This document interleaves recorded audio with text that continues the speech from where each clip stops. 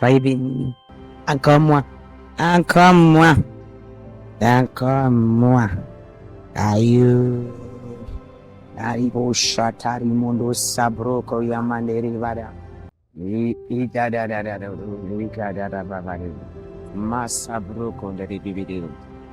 Est-ce que tu es prêt? Prends ton stylo, ça va t'aider. Prends ton cahier. Cette exhortation va te faire du bien. Alors on va dans Matthieu 9. On va dans Matthieu 9, verset 10. Matthieu verset 10. Comme Jésus étant à table dans la maison, voici beaucoup de publicains et de gens de mauvaise vie viennent se mettre à table avec lui et avec ses disciples. Et les pharisiens vinrent cela, il dit à ses disciples, pourquoi votre maître mange-t-il avec les publicains et les gens de mauvaise vie? Pourquoi votre maître mange-t-il avec les publicains, avec les gens de mauvaise vie? Et ce que Jésus ayant entendu dit, ce ne sont pas ceux qui se portent bien qui ont besoin de médecins, mais les malades. Bien aimé, cette parole nous parle beaucoup. Le verset 13, il dit, allez, apprenez ce qui signifie, je prends plaisir à la miséricorde et au sacrifice, car je ne suis pas venu appeler les justes, mais les pécheurs. My God, cette partie me tient beaucoup. Jésus n'est pas venu appeler les justes, mais les pécheurs. Alors les pharisiens demandaient que pourquoi ils cherchaient comment condamner Jésus. La Bible dit que Jésus se retrouve à table, il est en train de manger. Les pharisiens disent, pourquoi votre maître mange avec les gens de mauvaise vie? Pourquoi votre maître mange avec les gens de mauvaise vie? Pourquoi votre maître mange avec les gens de mauvaise vie? Mais Jésus leur répondit, allez, apprenez ce que ça veut dire. Je prends plaisir à la miséricorde. Ça veut dire que d'après celui, shalom à vous tous, celui que Jésus a besoin, il n'a pas besoin de celui qui connaît. Il a besoin de celui qui dit que je ne connais pas et me voici. Aïe, karabado, sobre kandaraboshi. Jésus n'a pas besoin de ceux qui ont tout. Il a besoin de ceux qui manquent. Aïe. Jésus n'a pas besoin de ceux qui se suffisent. Il a besoin de ceux qui sont imparfaits. Jésus n'a pas besoin de ceux qui sont parfaits. Il a besoin des imparfaits. Alléluia.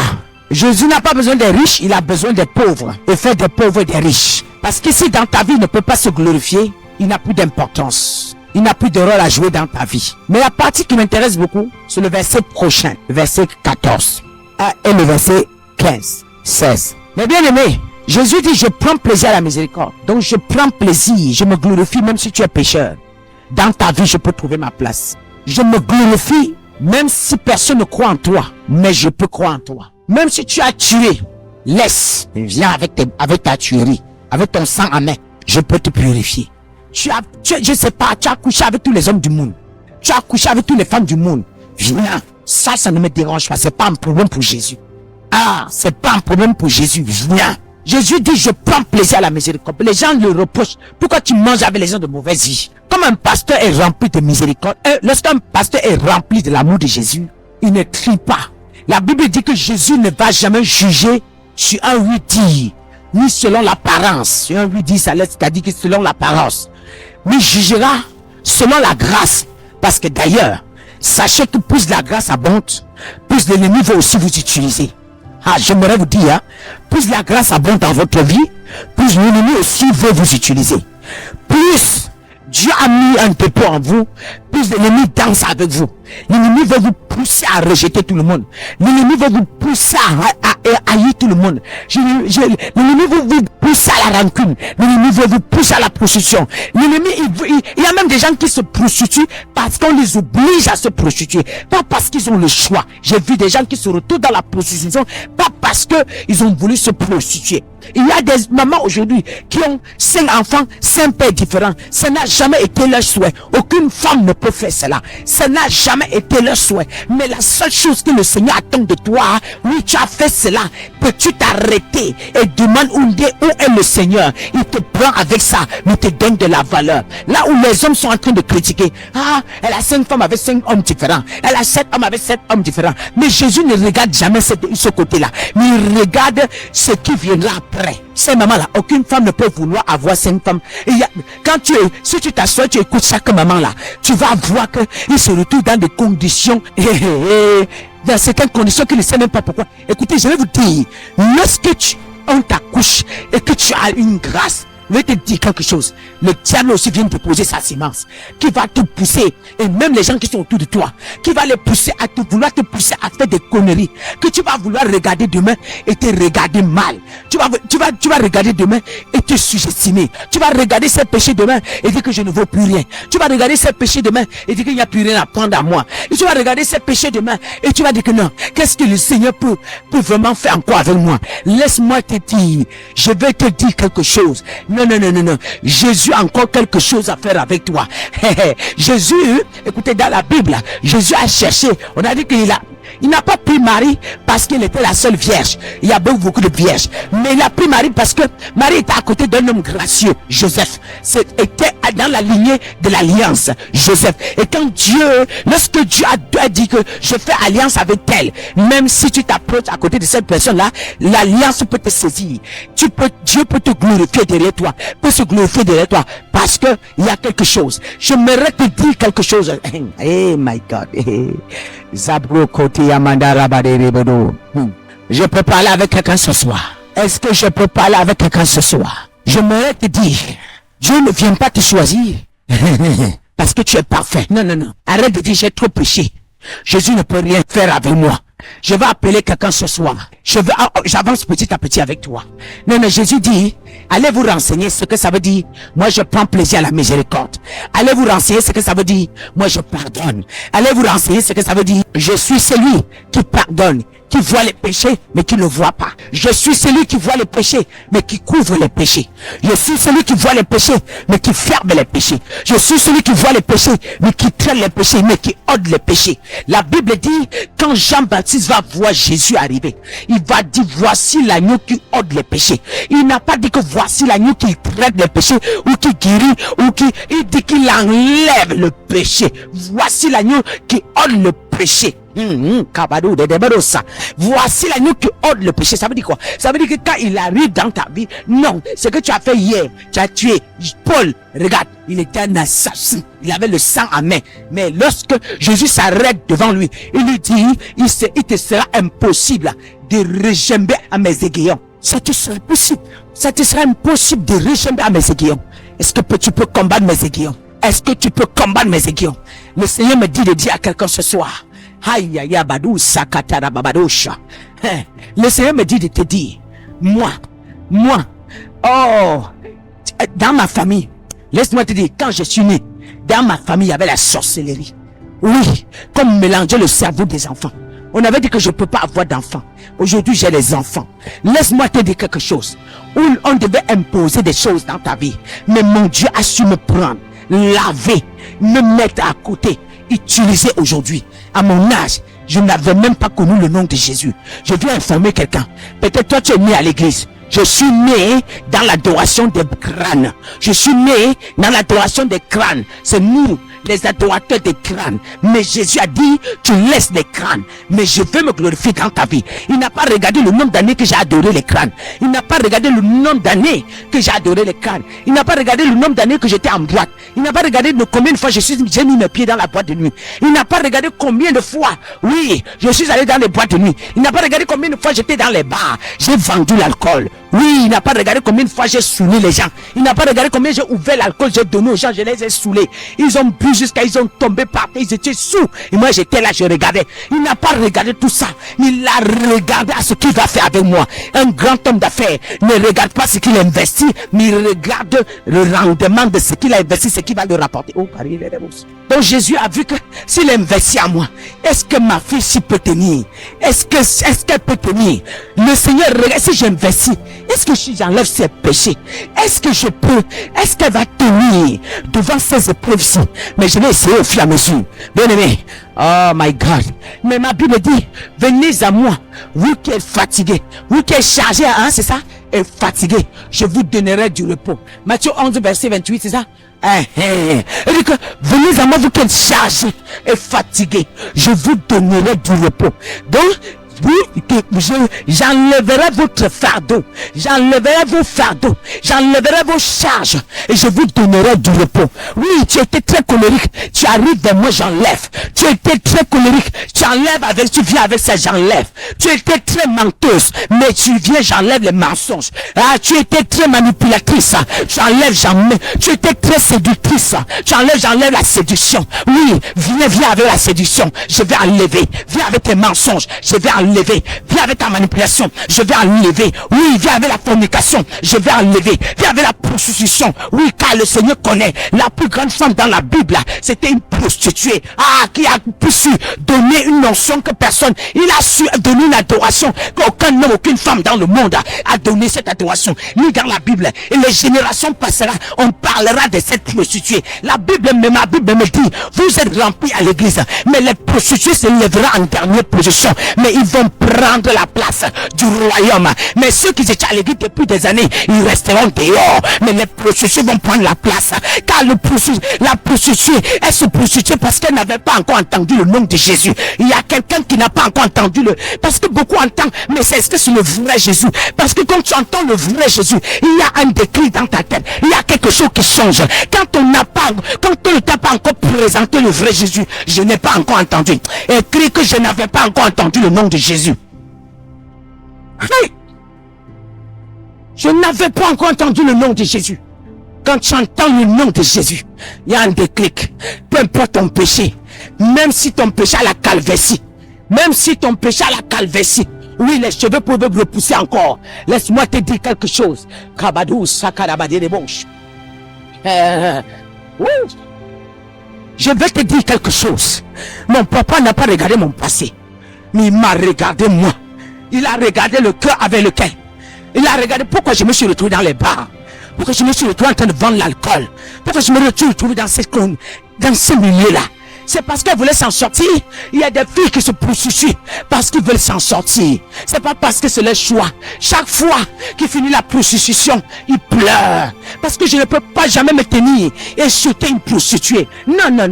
Je ne peux jamais me tenir, insulter un voleur. Non. C'est quand tu as le nom de Jésus, tu essaies de manipuler, que toi et moi on a un problème. Mais je compatis parce que je sais, tu voles parce que ce n'est pas toi qui voles. C'est l'esprit en toi qui te pousse à voler. Parce que celui qui vole, et en sachant ce qu'il fait, quand il finit de voler, il est cube et il est toujours content. Mais celui qu'on l'a appliqué, on l'a imposé à voler, quand il finit de voler, il pleure.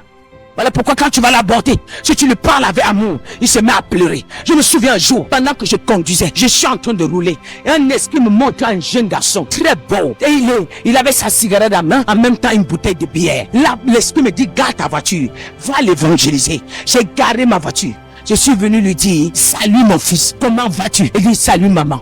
J'ai dit, mais qu'est-ce que tu as à main? Il dit que c'est ma bière. J'ai dit, est-ce que ta maman t'a envoyé de l'Afrique pour venir boire dans la rue comme ça? Est-ce que si ta maman voit ce que tu fais là, l'argent que ta maman a cotisé pour te faire voyager là, c'était pour que tu viennes boire l'alcool en France comme ça, mon fils? Tu ne penses pas que tu as un potentiel, mon fils? Tu ne penses pas que tu peux faire mieux? Tu es en route avec la boisson, en même temps avec la cigarette. Jette-moi tout ça, mon fils. Pourquoi tu fais ça? Où est le talent que tu es venu avec? Où est le zèle que tu es venu avec? Quand tu venais en France, c'est pour faire les sociétés, non? Quand tu venais en France, c'était pour monter les sociétés et retourner sauver ta famille. C'était pas pour que tu deviennes clochard, mon fils. L'enfant là m'a regardé, j'ai vu les larmes ont commencé à couler. Il dit, maman, pourquoi tu es venu me parler? Il a jeté l'alcool, il a jeté la cigarette. Il dit, maman, pourquoi tu es même venu ici? Maman, je suis dehors, ma femme m'a mis dehors, je n'ai personne. Je suis venu avec les ailes que tu dis. Maintenant, je suis découragé. J'ai commencé à lui prêcher l'évangile. J'ai commencé à lui dire, non, ce n'est pas encore ta, mon fils. Tu es un grand garçon. Ça veut dire, ces épreuves-là, c'était pour que tu puisses encore percer. Ces épreuves-là, c'était pour que tu puisses avancer encore. Ces épreuves-là, c'était pour que tu pousses encore. Tu es un grand garçon. Et les vaillants héros ne se découragent pas. Les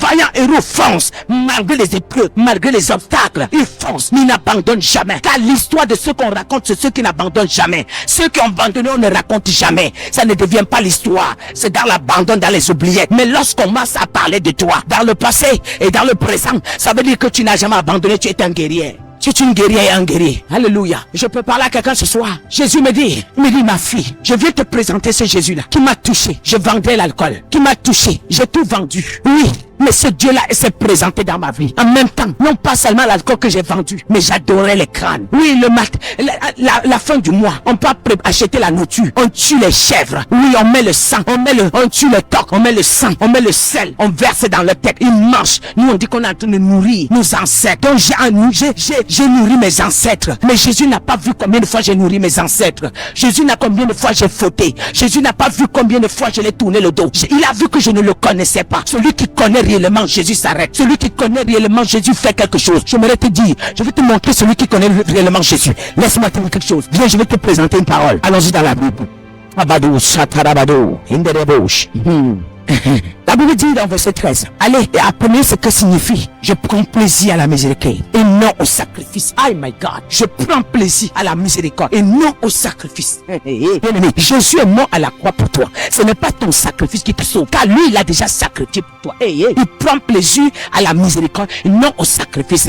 Il doit d'abord te pardonner, afin que ton offrande peut venir un jour. Mais tu ne peux pas venir lui donner le sacrifice et lui il te dit que je te pardonne. Non, tu ne peux pas venir lui donner de l'argent et lui il te dit que je te pardonne. Et tu ne peux pas venir lui tendre une voiture. Il te dit que je te pardonne. Une voiture ne va jamais te racheter, mais son sang te rachète. Voilà pourquoi il prend plaisir à la miséricorde. Oui, il paye le prix pour toi.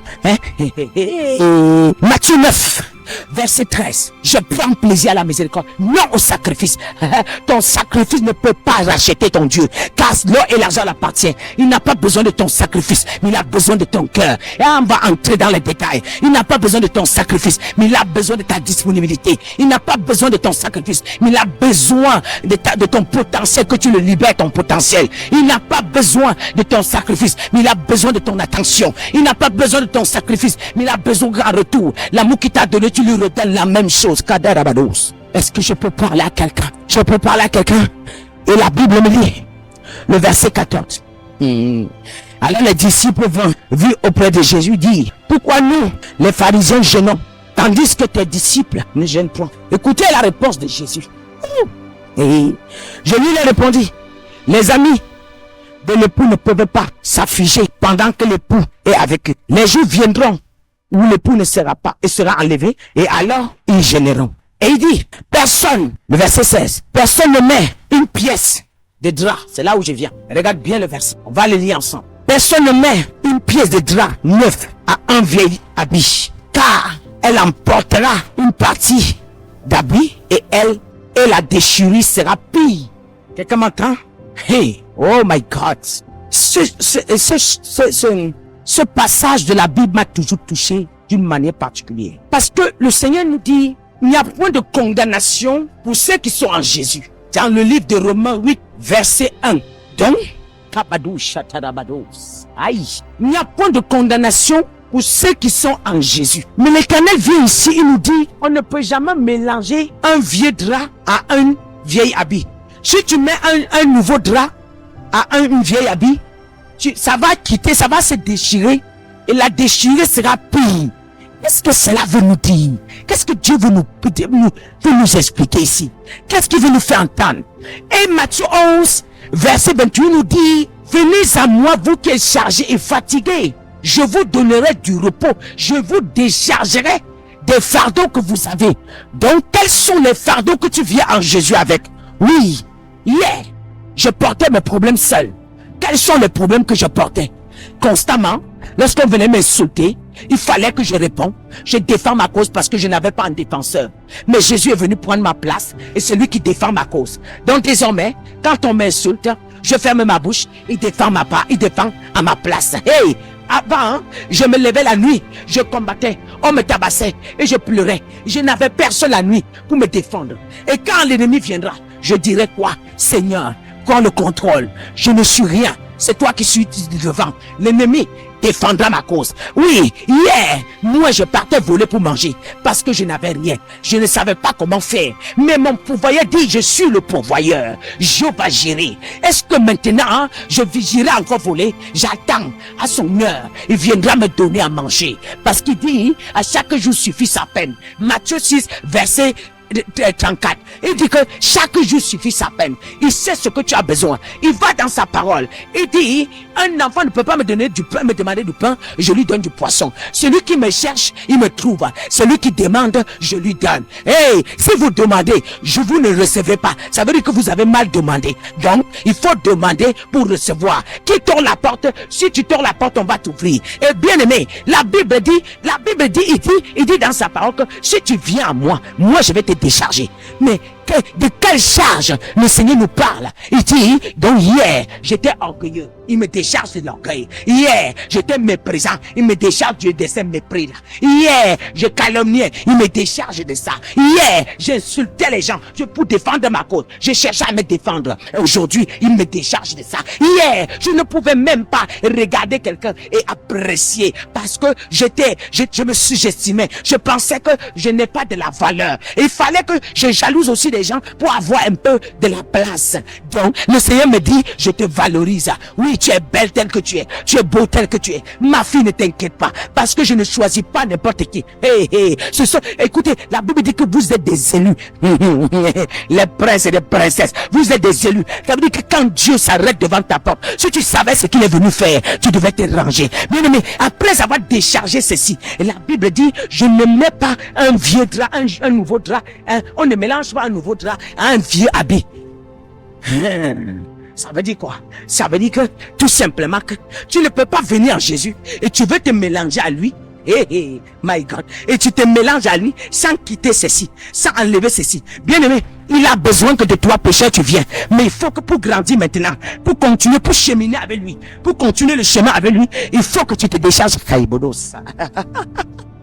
Pour cheminer maintenant avec lui, tu dois déjà te décharger de tout ça. En ce moment, tu chemines avec le Seigneur. Quand il s'arrête devant toi, oui, je suis venu avec mon péché. Je suis venu avec la méchanceté. Je suis venu avec l'orgueil. Je suis venu avec le mépris. Je dis, papa, tiens, voici le mépris, tiens, voici la honte, tiens, je ne veux me débarrasser de Satan. Je gardais les gens, j'étais rancunier. Papa, tiens, je n'en veux plus. Quand tu finis de te donner cela, alors en ce moment, le drap ne va te couvrir. Qui a un nouveau manteau. Alors les justifiés, ceux qui sont justifiés, le nouveau manteau s'appelle les saints. Mais on ne peut jamais prendre un nouveau manteau et on met sur quelqu'un qui est rempli de saleté. On ne peut jamais prendre un nouveau manteau, quelqu'un qui a accepté le Seigneur, mais on lui dit, attendez, il y a quelque chose ici là, il y a quelque chose, est-ce que quelqu'un peut m'aider? Donne-moi, il y a quelque chose. Tu vois, voici le péché, voici la honte, voici le mépris, voici l'orgueil, voici les injures, voici... j'ai tout ça, je traîne avec. Lorsque j'arrive à Jésus, voici devant moi. Il m'attend. Il me dit, ma fille, tu es venu avec tout cela, mais je t'accepte avec. Il dit que tu es venu avec quoi? Il dit que c'est toi qui as été orgueilleux. Oui, tu es rempli d'orgueil. Prends, tu vas pas. Le Seigneur te dit, donne-moi l'orgueil. Tu lui dis, Seigneur, tiens, je ne veux plus garder l'orgueil. Tu es venu avec quoi? Tu avais l'habitude de voler. Le Seigneur te dit, tiens, prends. Je ne vole plus. Je me débarrasse de l'esprit de vol. Je me débarrasse. Tu avais l'esprit autant. Le Seigneur te dit que tu as tout ça. Non, donne-moi. Au fur et à mesure que tu te débarrasses, il prend les autres. Il dit, donne-moi, tu prends. Oui, hier, je me sous-estimais. Vous savez, quelqu'un qui se sous-estime, c'est une perte de confiance. Quand tu as perdu confiance en toi, tu ne peux rien faire de bon. Tu restes toujours en arrière. Il me dit, non, il te qualifie. Il te dit que tu es quelqu'un de loyal, de merveilleux. Tu es une belle personne. Tu es belle. Tu as tout. Donne-moi. Le sous-estime, tu prends, tu lui remets. Et te voilà libre. En ce moment, le nouveau manteau, il descend sur ta tête. Et quand le nouveau manteau descend sur toi, on vous appelle les saints d'Israël. Les saints d'Israël. Là, quand le Seigneur te dit, il te dit, donne-moi ceci, tu maintiens. Tu ne veux pas donner. Tu es venu avec, mais tu ne veux pas quitter. Tu es dans le monde, tu es en Jésus. Tu es dans le monde, tu es en Jésus. Donne-moi ceci, tu ne veux pas. Non, j'avais l'habitude. Le Seigneur me connaît. Avant de m'appeler, j'avais ceci. Mais je ne peux pas me débarrasser. Parce que non, le Seigneur savait. Avant de m'appeler, il connaissait. Et bien aimé. Et tu veux recevoir la puissance de Dieu. Le manteau que je te parle là, c'est la puissance. Le manteau que je te parle là, c'est la puissance. La puissance va venir. Ça va taper ici, ça va tourner. Ça va taper là, ça va retourner. Ça va taper ici. On te charge. Ça tape, ça retourne. On te charge là. Ça tape, ça retourne. On te charge. Pourquoi? Parce qu'aussi longtemps que le cœur est rempli de toutes ces choses, bien aimé, rien ne peut entrer. Jésus ne peut pas rester. Non, il peut pas rester. C'est pourquoi un nouveau drap ne peut jamais aller là où il y a un vieux drap. C'est pas possible. Un nouveau drap vient là où il y a un habit neuf. Alors les deux sont ensemble. Alléluia. les choses vont ensemble. Bien aimé, il y a des gens qui disent que non, mais depuis que je prie, rien ne change. Mais Dieu a besoin d'un cœur libre, d'un cœur sincère, d'un cœur disposé. Il n'a pas besoin, oh, bah, bien aimé, tu n'as rien à l'offrir. Bien aimé, si tu lui donnes ce que je viens de te dire, le cœur disposé, le cœur libre, tu dis Seigneur, j'ai sorti ceci, me voici entier. Comme moi, fais de moi ce que tu veux. Mes programmes, fais-le. Mes sujets, fais-le. Fais tout ce que tu veux. C'est toi qui vois ce que tu fais. Moi, me voici. Oh, le Père s'installe. Il commence à te dicter. Les gens ne comprennent pas. Les amis que tu avais l'habitude de traîner avec, ils te séparent de ça. Les amis, il y a des gens, ils ont besoin que tu sois à terre pour qu'ils marchent avec toi. Ils t'achètent de temps en temps pour vous donner. Le Seigneur me dit, c'est pas toi. Tu veux grandir en onction, tu veux préserver ton onction, tu te sépares de certaines personnes. Il y a des gens, quand tu commences à avancer, ils ne t'aiment plus. Ils ne veulent plus être avec toi parce que tu deviens un problème. Il y a des gens qui ont besoin de te voir à terre pour être debout. Il y a besoin qu'ils marchent avec toi pour te décourager de tes projets. Il y a des gens qui marchent avec toi pour t'écraser et pour prendre la grâce et pour être au-dessus de toi, pour être au-dessus de toi. Il y a même des mariages qui sont faits par intérêt. Il y a même des hommes qui viennent vers certaines femmes parce qu'ils ont vu que c'est des gracieux. Ils viennent vers toi parce qu'ils veulent t'épouser. Ils t'envoient la grâce dans leur royaume et pour monter des grades. Et tu les pousses. Tu vois, il commence à avoir beaucoup d'argent et il t'écrase. Pendant qu'il a beaucoup d'argent, il ne t'honore pas. Il t'écrase. Non, ce n'est pas un mariage. C'est suspect. C'est suspect. Parce que le mariage ne demande pas qu'on part en esclavage. Non, c'est suspect. Si c'est un bon mari, pendant qu'il élève, il sait que c'est toi qui es venu. Il y a des femmes qui sont porteurs de chance. On les appelle les porteurs de grâce. Dans le monde, les porteurs de chance et les porteurs de grâce. Mais je veux parler à quelqu'un. Hey, Jésus dit quelque chose. On y va dans la Bible. Aïe, aïe, aïe, aïe. Il dit, mes amis. Alléluia. Personne ne met une pièce de drap neuf à un vieil habit. Elle emportera une partie d'habit et la déchirure sera pire. Vous remarquez bien, nous avons des hommes de Dieu aujourd'hui qui ont les mécos. Un mois, 2 ans, ils vont ici, ils sautent là, ils sautent ici, ils sautent. Mais quand il finit de sauter, il retourne, il drague la femme de quelqu'un. Quand il finit de sauter, il retourne, il a le mépris. Quand il finit de sauter, il retourne, il a l'orgueil. Voilà pourquoi. Le diable à côté dit que j'étais à l'œil. Si tu vas, bien, tu vas venir. Mais quelque temps après, tu ne le comprends plus. Tu ne sais plus ce qui se passe. C'est parce qu'il est parti entrer sous l'onction, avec tous ces péchés-là. Et l'onction apporte les problèmes. Quand tu viens délivrer un démon, le monde satanique te pointe du doigt. Il y a une personne qui vient de quitter notre royaume d'esclavage. Qui a sorti cette personne? On te pointe du doigt. Et là, le maître dit, il saute, il fait quitter une marmaille de démons derrière toi à cause d'une personne que tu as délivrée. Et là maintenant, les démons de cette personne ne cherchent plus la personne, mais c'est toi qui cherches. Mais gars à toi, quand les démons là arrivent, tu n'es pas prêt à affronter les démons. Et si tu n'es pas prêt à affronter les démons, c'est ta chute qui commence. Voilà pourquoi beaucoup de personnes vous délivrent et le lendemain ils tombent. Beaucoup de personnes délivrent et le lendemain ils tombent. Ils ont mis le vieil habit. Ils ont mis le nouveau drap sur le vieil habit. C'est ça la chute des onctions. Comment est-ce que les gens délivrent? Tu finis, tu descends de l'hôtel, tu dragues la femme de quelqu'un. Tu viens de délivrer, tu pars manger avec n'importe qui. Tu ne tries même pas les gens qui te donnent le repas. Tous les mamans viennent, mon fils. Tu dis, maman, voilà le repas qu'on a préparé. Il dit, c'est bon, hein? C'était trop bon, maman, tu manges. Il dit, mon fils, vraiment, j'ai souvent pour faire ce repas pour toi. Il dit, maman, je te dis, maman, mais si pas encore fait demain, demain, il pas encore chargé bien. Dis que tu as dit que tu aimes manger, hein. Tu vas voir. Il charge encore, il porte le plat. Mon fils, voilà ton plat. Mon fils, je t'aime beaucoup, vraiment, parce que je ne veux pas que tu souffres. Chaque fois que tu as faim, faut m'appeler, mon fils. Chaque fois que tu as faim, faut m'appeler. Mon fils est là, papa et maman, merci. Merci, maman. Vraiment, j'avais faim. Et tu lui montres que j'avais faim. Mon fils, je ne savais même pas que si tu pouvais manger mon... la prochaine fois, mais je vais revenir. Il n'y a pas de problème. Il peut encore faire l'autre. Il dit à son maître que c'est passé. L'affaire est passée. Il dit qu'on va doubler. Là, on met le plat de l'orgueil. On met le plat de la séduction. On met le plat de ceci. On vient, on te donne. Tu finis parce que tu es sous l'onction sans discernement. Il y a d'autres qui te regardent, ils pas regarder, ils coulent le bel habit comme ça. Quand il charge la valise, il vient avec. La femme, c'est gentil. Quand tu finis de manger, il y a une voix derrière toi. Allez, va chercher tel homme. Va chercher tel homme. Toi-même, tu cours derrière un homme qui avait ton numéro, tu ne l'avais jamais calculé. Tu l'appelles, tu l'écris. Tu vas bien? Je vais venir chez toi. Et c'est parti. Les habits que tu as pris. Quand tu mets sur toi là, tu mets quoi? Qui t'a envoyé? Et vous dit, il y a une femme à l'église que Dieu a chassée. Quand elle est arrivée à l'église, elle a mis toutes les stratégies en marche. Ah, elle m'a chargé des vêtements. Elle a mis le paquet. Quand elle a ramené, elle a chargé pour moi. Elle a chargé pour ma fille Chanel. Elle a chargé pour ma fille Marie-Laure. Ah non, elle a bien ciblé. Kabado, satanabade. On me dit que maman, on t'a ramené le paquet. Je dis, d'accord, c'est où? C'est là, ok. Venez, mettez-la. Donnez où vous voulez. J'ai pas besoin. Ma fille Marie leur dit, maman, j'ai pas que je dis, tu m'as vu, j'ai pris ma part. Si tu veux prendre, prends. Prends pour toi. Ça te regarde. Si tu veux prendre, prends. C'est toi qui vois.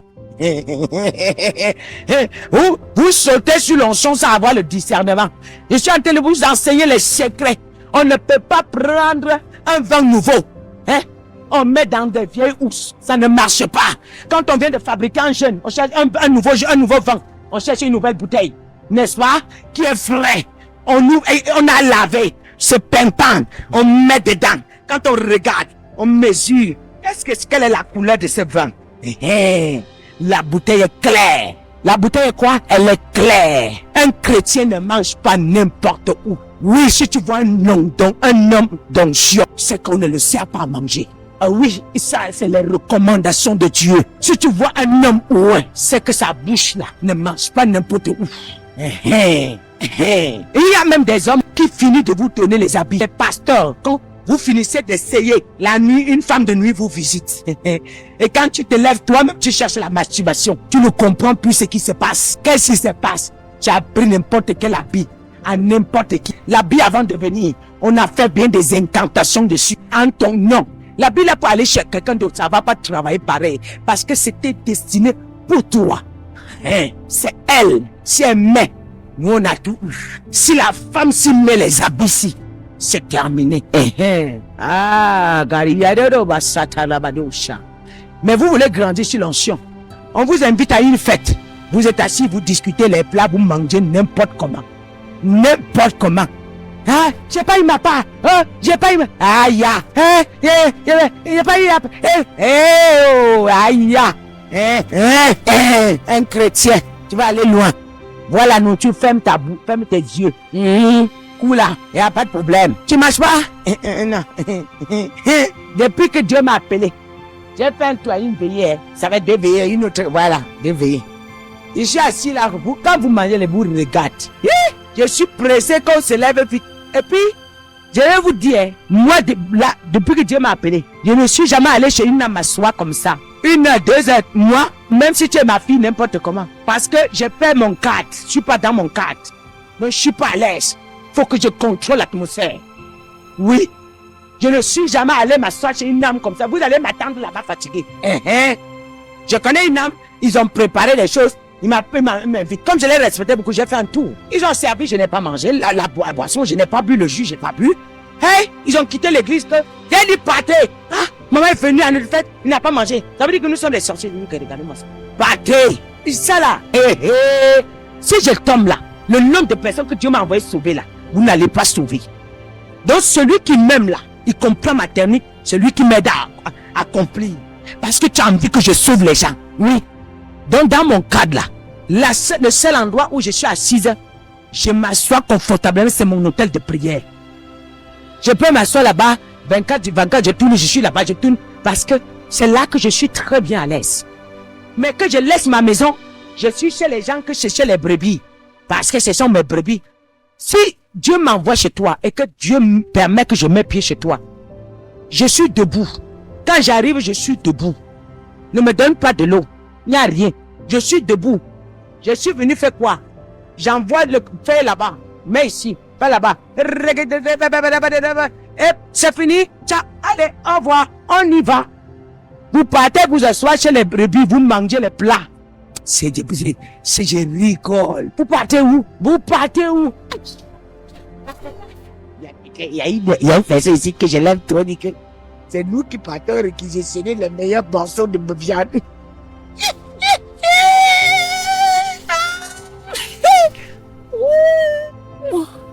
Ah! Mais la Bible dit quoi? Je vous envoie parmi les loups, soyez prudents comme des serpents. Mais cette parole-là vous passe ici. Les uns vous disent que vous allez avoir Jésus et avoir peur. C'est Jésus qui a dit. C'est pas lui qui a dit.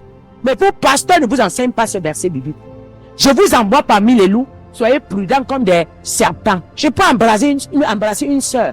Mais la sœur que j'embrasse, je sais déjà son état d'âme. Je connais déjà comment elle fonctionne. Mais pas que je passe partout. Je passe partout. Quoi? Non, on ne mélange pas. On ne mélange. Écrit ici, on ne se mélange pas. On ne se mélange pas. Écrit ici, on ne se mélange pas. Oui, on ne se mélange pas. Je l'ai dit, on ne se mélange pas. Voilà. Et c'est clair. On ne se mélange pas. Tu es dans le verset 17. Matthieu 9, verset 17. On ne met non plus du vin nouveau dans les vieilles ours. Autrement, les ours se rompent. Et le vin fait quoi? Se répand. Donc, autrement, les ours fait quoi? Se rompent. Vos pasteurs qui prennent l'onction sans se débarrasser de ce que je viens de vous citer tout à l'heure. De la convoitise, du mépris, de l'orgueil, du discernement, la sagesse. On n'a pas. On ne se débarrasse pas de l'orgueil, du vol, de la méchanceté. Oui, je me souviens, j'ai accouché mon dernier là. Hey, il y avait des sorciers à l'église. Faut écouter. Écoutez-moi bien. Quand on veut t'encercler, ils avaient vu la grâce. Ils ont demandé à toute l'église, même ceux qui devaient donner un enveloppe, ils ont pris tout. Écoutez, parce qu'ils voulaient contrôler ce qui va entrer. Je suis pas là. Je viens, ils ont acheté les couches. Les couches, c'était, ouais. Verset. On dit, maman, voilà ce qu'on t'a offert. Je dis que Dieu vous bénisse. Je croyais que c'était bon. J'arrive à la maison, le Seigneur dit, ça ne passe pas sur mon fils. Les vêtements, les ensembles, les vêtements, tout. Le Seigneur dit, mon prophète ne porte pas ça. Donne à quelqu'un, ça passe sur mon fils. Il dit, voilà ça là, la vérité est là-haut. Et j'ai appelé quelqu'un. Venez prendre, j'ai partagé ça partout. Je n'ai pas utilisé quelque chose dessus. Vous pensez, on ne se lève pas le matin, on joue avec. Et un prophète doit être... Quand tu es un enfant prophète, tu le protèges dès le bas âge. Écoutez, j'avais une amie, elle m'avait envoyé qu'elle a un ami ici. Je ne savais pas que c'était un franc-maçon. Il a entendu, il n'était jamais venu chez moi. Il a entendu que Zoé et que mon bébé est né. Il est allé dans un magasin. Hey, de grandes prières. Il a chargé les encens. Tu regardes à tes yeux. En fait, c'est les gens qui te disent, même moi, porte-moi. Et il te dit que, me voici, je suis beau, porte-moi. J'ouvre le sang, je regarde. Je vois les prix, je dis, ouais. J'ai pris ça, j'avais une voisine. Un jour, j'ai toqué à sa porte. Quand elle a accouché, j'ai dit, tiens, c'est pas passé sur mon fils. On ne se mélange pas. Écris là. On ne se mélange pas. Parce que c'était fait pour mon fils. On voulait sa grâce. C'est pour mon fils que c'était fait, son nom. Mais tu peux donner à n'importe qui. Ça n'aura aucun effet. Parce qu'on n'a pas prononcé le nom de la personne. C'est pour mon bébé là qu'on a. Mais ils savent. On ne se mélange pas. Quand le Seigneur dit, oh, sinon les os vont rompre. Donc quoi, ça va se casser. Ça parle des hommes de Dieu qui bougent aujourd'hui. Demain, tu les vois vite. Ils ont commencé à me passer là où il ne fallait pas passer. Ils sont montés là où il ne fallait pas monter. Quand Dieu vous dit attendez, laissez qu'il enlève tout ce qui est en vous qui peut vous nuire. Laissez qu'il enlève tout ce qui peut vous nuire afin de vous présenter au monde entier. Quand vous vous présentez encore avec des défauts, on va vous éteindre. Quand vous vous présentez avec l'orgueil, on va vous éteindre. On va toucher que le point là. Quand vous vous présentez, hey, avec la bouche qui parle tout, on va vous éteindre. On va envoyer quelqu'un. Lorsque vous vous présentez, oui, avec des choses en vous, la convoitise, on va utiliser ça. On va vous amener quelque chose que vous convoitez et vous allez tomber. On ne se mélange pas. Oui, je le dis, on ne se mélange pas. Parce que mon père m'a appelé moi. Il t'a appelé toi. Et tu sais comment tu fais. Voilà. Pourquoi on doit se respecter? Ou pourquoi on doit se mélanger? Voilà. La Bible dit, on reconnaît un arbre à travers ses fruits. Ce qui est sûr, l'autre ne peut pas produire la même chose que moi. Ce qui est sûr, il ne peut pas porter la même chose que moi. On ne se mélange pas. Non, Jésus t'accepte avec tes péchés. Mais pour cheminer avec toi, il doit enlever ça. Quelqu'un écrit ici, Il t'accepte avec le péché. Mais pour cheminer avec toi, il doit enlever le péché. Et tu dois te débarrasser de ça. Jésus t'accepte avec tes péchés. Mais pour communiquer avec toi, il te décharge de ces péchés-là. Il t'enlève ces péchés. Jésus t'accepte avec les péchés. Mais pour te communiquer sa grâce, il t'enlève tous les petits défauts. Le péché a été pardonné. Mais les petits défauts qui sont là, que toi tu veux mourir avec, tu dois enlever pour te communiquer sa grâce. Pour te communiquer ses dons. Pour te communiquer sa puissance. Pour te communiquer. Oui, nous avons besoin du caractère de Jésus pour avancer. Nous avons besoin de ces critères. Quels sont les critères qu'il aime? Quels sont les critères que Jésus les cherche? Je viens de te parler tout à l'heure. Tu ne défends plus la cause. Tu as déjà ta cause. Tu as déjà vu un mort défendre sa cause. Si attends. Quand le mort est mort, mais ce sont ses proches qui sont là qui bagarrent pour lui. Mais lui ne bagarre plus. Donc soit ta maman, soit ton frère, qui t'aime beaucoup. Mais moi je suis mort à Jésus. Mais qui est mon maître? C'est le Seigneur Jésus. Donc quand tu me gifles, il défend ma cause. Il défend ma cause. Puisque je ne vois plus rien. Je n'entends plus. C'est lui qui entend pour moi. C'est lui qui voit pour moi. Tu sais vite où tu sais où tu pars. C'est lui qui sait où il t'amène. Il te dit que je ferai de toi une grande servante. Un grand serviteur. Mais laisse-le faire. Mais toi-même tu ne connais pas la direction. C'est lui qui connaît la direction. Et il suffit seulement d'obéir. Mais il t'amène petit à petit. Nayo, nayo. Comme disent nos grands-parents. Nayo, nayo. Il t'amène petit à petit. Il ne met pas ici. Il retire, il ne met pas. Il te dit, mais ici, c'est sale. Accepte. C'est dans la saleté qu'il s'est glorifié. Il te met ici, ce n'est pas ton cadre. Mais oui, mais pour qu'il marche et chemine avec toi, il faut que tu sois dans son cadre à lui. Car il est né dans la crèche. Mais nous voulons le luxe pour le servir. Ça nous pousse à mettre les mains, à donner des fausses prophéties. Ça nous pousse à inventer des prophéties. Ça nous pousse à vouloir voir des vues. Ça nous pousse à vouloir, on veut monter. On veut dire que c'est moi le premier prophète. C'est moi ceci, c'est moi cela. Tu entends l'autre prophétiser dans la vie de quelqu'un. Tu viens aussi prophétiser. Tu entends l'autre parler. Tu viens aussi parler. Il y a la concurrence de... tu vois, Jésus t'accepte avec tes péchés. Il t'enlève ça. Mais pourquoi est-ce que tu continues dans le péché? Parce que tu refuses de te débarrasser de les vieilles habitudes que tu avais. Donc, les vieilles habitudes sont le vieux habit que tu as. Les vieilles habitudes sont les vieux habits. Maintenant, le drap neuf symbolise la puissance de Jésus, son caractère, sa nature. C'est quoi son caractère? Pour connaître quelqu'un qui porte la grâce de Dieu, il est rempli de compassion et de pardon et d'humilité et de sagesse. C'est vrai, tout le monde ne peut pas avoir la même sagesse, ça vient au fur et à mesure. Mais tu as le ce minimum. C'est un minimum. C'est un minimum que Dieu nous demande. C'est un minimum. Mais nous ne pouvons pas arriver en Jésus. Ce qu'on avait hier, on ne veut pas laisser. On ne lâche pas. Non. Quand tu vas prendre un bain, lorsque tu pas fini de prendre ton bain, tu fais quoi? Tu cherches une serviette propre. N'est-ce pas? Tu te nettoies. Quand tu finis de te nettoyer, tu mets quoi? Le même habit que tu avais, tu changes. N'est-ce pas? Un habit propre. C'est comme ça. Quand Jésus finit de vous laver, vous devez changer. Vous devez changer les mauvais caractères et laisser les bons s'installer. C'est vrai, c'est pas facile que tout s'installe d'un coup, mais ta volonté à toi facilite la tâche. Lorsqu'on a la volonté, ça facilite quoi? La tâche. Amen. Bien-aimé. Le Seigneur vient de nous dire, sinon, 1 Corinthiens, Psaume 103, verset 13 à 15. On va revenir au Seigneur. Psaume 103, verset 13 à 15. Ouais, on t'entend. D'accord. Psaume 103, le verset 13. Comme un père a compassion de ses enfants, l'Éternel a compassion de ceux qui le craignent. L'Éternel a compassion de ceux qui le craignent. Et la crainte de l'Éternel est le début de la sagesse. Toute personne qui a la crainte de Dieu finit par obtenir la sagesse. Même si Dieu t'avait appelé, tu étais bébête. Même si Dieu t'avait appelé, tu marchais dans la route, tu faisais... Même si tu étais comme une aliénée. Mais le fait que tu as peur de l'Éternel, tu as la crainte de l'Éternel, automatiquement, quelque chose s'installe en toi. Automatiquement, le fait que tu crains l'Éternel, automatiquement, quelque chose s'installe en toi. La Bible dit, lorsque tu crains l'Éternel, lorsque tu as compassion, lorsque tu crains l'Éternel, l'Éternel automatiquement a une compassion. L'Éternel automatiquement a une compassion. Oui.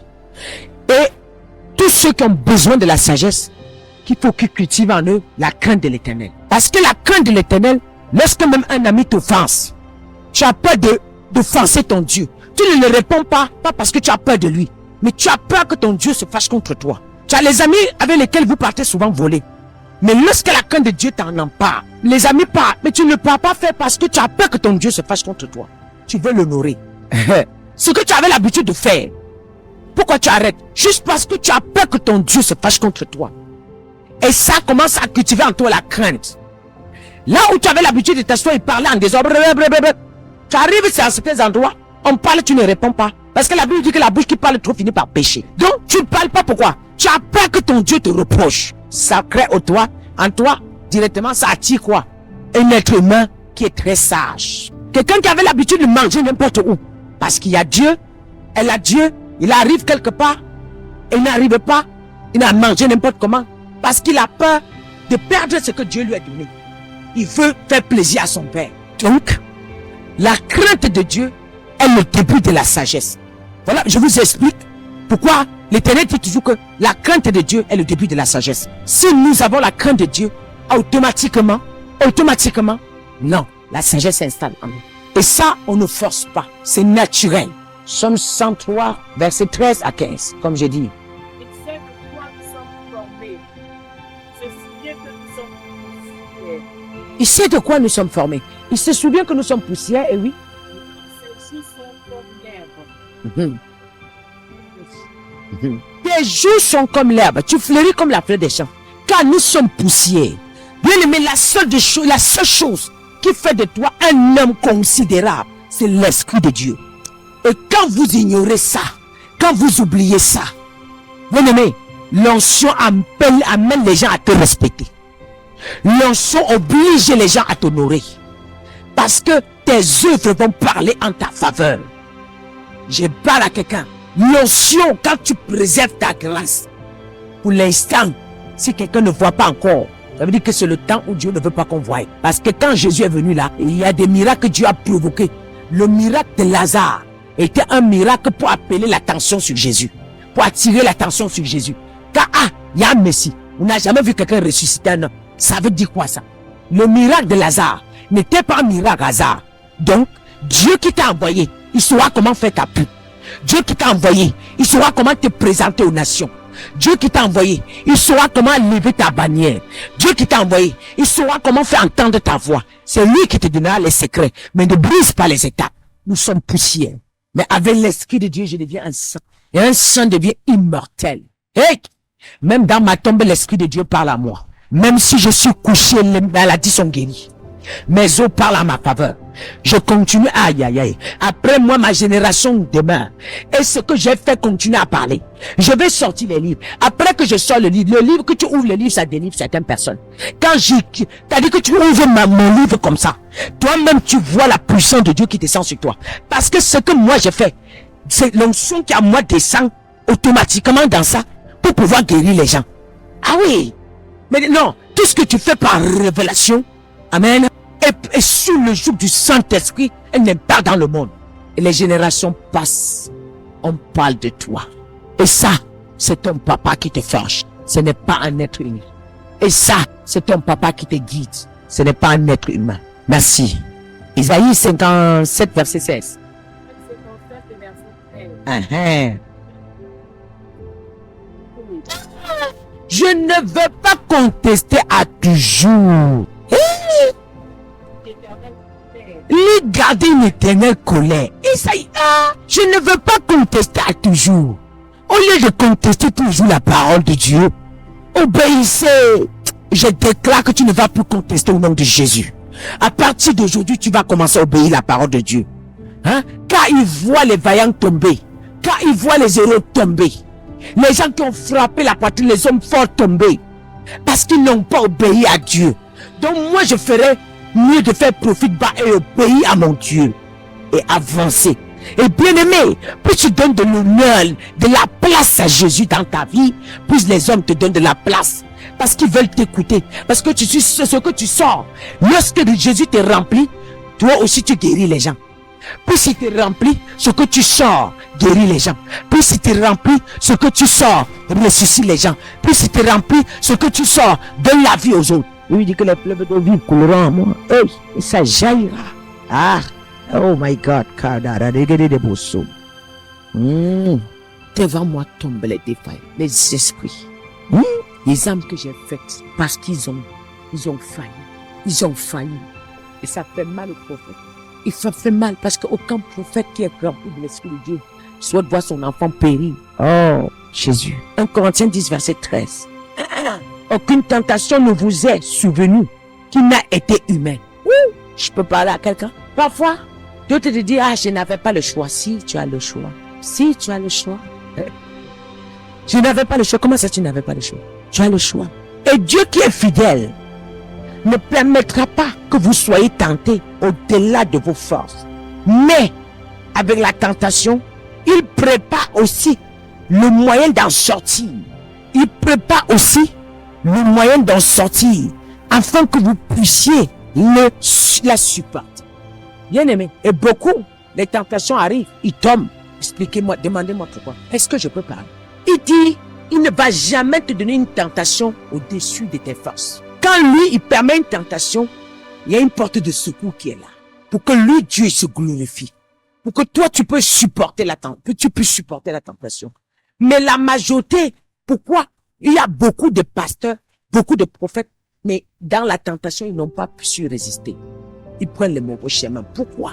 Juste parce que nous venons de dire, quand nous demandons l'attitude de Dieu. Donc, quand tu as déjà l'attitude de Dieu, à chaque fois qu'il y a une situation en face de toi, tu te poses d'abord. Et des paroles les versets bibliques vont commencer à défiler dans ton cerveau. Et le premier verset qui va venir, il a la réponse du chagrin que l'ennemi voulait t'affliger. Je me souviens à l'époque où je faisais mes affaires, dans mes à peine convertis 2 ans après, les usines avec lesquelles je travaillais, de nulle part les soucis ont commencé à descendre sur moi comme si c'était des... On m'appelle un jour, on me dit qu'on m'a saisi 23 000 paires de cheveux. Et calculer équivalent de l'argent, vous comprenez le montant d'argent. Donc, moi j'ai écrit que je connais mon père. Hier je ne me connaissais pas, mais aujourd'hui je me connais. Avant je pleurais pour l'argent. Maintenant je ne peux plus pleurer pour l'argent. Si mon père a pris, c'est un voice que j'ai laissé. Il me donnera plus que ce qu'il a pris. Ils ont vu le message, ils ont dit, maman, il va la changer. C'est pas elle. Quand on dit qu'on a pris 23 000, elle écrit comme ça. Pourquoi j'avais écrit comme ça? Parce que tous les versets bibliques que je tombais dessus et que Dieu m'arrêtait, gravaient dans ma mémoire. Dieu m'avait dit, toutes choses concourent pour le bien de ceux qui aiment le Seigneur. Toutes choses concourent pour le bien de ceux qui font quoi? Qui aiment le Seigneur. À cet instant, j'ai commencé à comprendre que Dieu est en train de préparer un avenir pour moi. Les conteneurs que j'ai dédouanés à 7 millions grimpaient à 14 millions. D'autres même, j'ai dédouané à 14 millions. Après que le conteneur va entrer au magasin, je n'ai jamais vu, on a suivi, on m'a scellé, on m'a redressé le conteneur au magasin. C'est-à-dire que tu as déchargé, on compte le nombre de palettes de chaussures que tu as mis, on compte le nombre de cartons, on m'a facturé. J'ai dédouané un conteneur, ça m'a revenu presque à 25 millions. Ça là, tu vas gagner quoi dedans? T'as pas envie seulement d'abandonner, tu joues, mais tu as dédouané, mais tu peux pas abandonner. Donc, je souffrais maintenant à ce moment-là. Rien, aucune affaire ne marchait. Ici, dans le commerce, je n'arrivais plus à me concentrer. Tout ce qui m'intéressait, Jésus, Dieu, Jésus. Si tu parles de ça, c'est à côté de moi, si tu parles autre chose, si ce n'est pas Jésus, je suis mal à l'aise. Je n'arrivais plus à m'asseoir dans mon salon. Il fallait que je sois retiré. Tout ce qui arrivait. Mais ici, les ouvriers d'ici ne vendent pas. Ils vont dire, maman, aujourd'hui le marché n'était pas. Je dis, c'est bon.